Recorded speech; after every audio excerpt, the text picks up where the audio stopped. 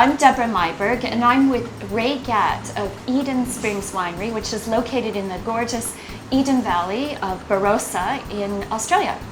Ray is the winery owner and kind of took a plunge by spending half his time at the winery and half your time in Asia. So what is your day job? I'm in IT, so in computer software development. So how does a guy from IT get involved in a winery?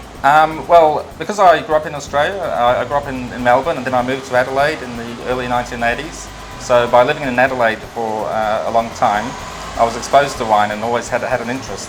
So when we first met, you told me you had a micro boutique winery. Yep. So I was puzzled by that because I know about microbreweries. I certainly know about boutique wineries, but micro boutique was a new one for me. But you've expanded the scope of the winery greatly since then. So how would you describe the winery now?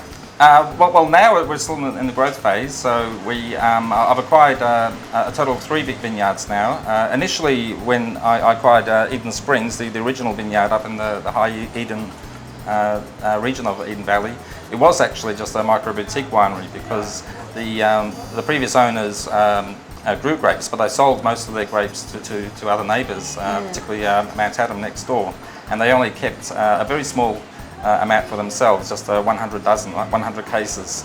And now? And now we're processing a lot more grapes, so currently probably about 100 tonnes per year. So 100 tonnes. So what does 100 tonnes turn 6, into? How many bottles can I drink? About 6,000 cases. 6,000 cases. Yes, I actually worked out that if I were to drink 1 bottle a day of my own production, it would take me 1 century to drink. So there's incentive. Yes. So what would be your advice? I mean, you've done something that many people dream of doing, which is to have a job, but have an investment in a winery that hopefully brings them some pleasure. So what's your advice to people thinking about this step? Well, it depends on their circumstances. My first advice would be to live somewhere close to wineries. so obviously, if you do live, say, in South Australia, well then that would be ideal because you can get into it quite easily. You don't need to sort of buy vineyards. You know, you can buy grapes. So there's a lot of sort of community spirit, and it's quite easy to do. It all does start in the vineyard actually. So we've been working very hard in the vineyard, trying to with the canopy management and making sure that the vines are very healthy.